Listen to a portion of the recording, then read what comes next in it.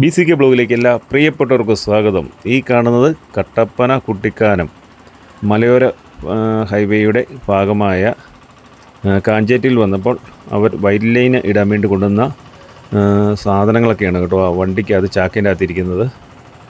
അത് മിക്സ് ചെയ്യാൻ വേണ്ടിയുള്ള മെഷീനൊക്കെ അവിടെയുണ്ട്. അത് നല്ല രീതിയിൽ ഹീറ്റ് ചെയ്തിട്ട് ട്രോളിയിൽ അവർ സൈഡിലേക്ക് ലൈൻ ഇടാൻ വേണ്ടി കൊണ്ടുവന്ന കാഴ്ചയാണ് കേട്ടോ ഇത്. നമ്മളൊക്കെ നിരന്തരം റോഡുകളിൽ കൂടി യാത്ര ചെയ്യുന്നവരാണല്ലോ. പക്ഷേ നമുക്ക് എല്ലാവരും പഠിച്ചിരിക്കേണ്ട ഒരു ഇതാണ്, ഓരോ സൈഡിൽ ലൈൻ ഇട്ടേക്കുന്നത് പല രീതിയിലാണ്. ഇപ്പോൾ ഒരു സൈഡിൽ നീളത്തിൽ തന്നെ വരയിട്ട് പോകുന്നുണ്ട്.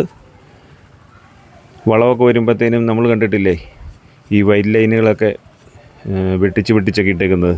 അതിനൊക്കെ ഓരോ സിഗ്നൽ കൊടുത്തേക്കുന്നതാണ്. നമ്മൾ വാഹനം ഓടിക്കുമ്പോൾ അത് ശ്രദ്ധിച്ച് വേണം ഓടിക്കാൻ.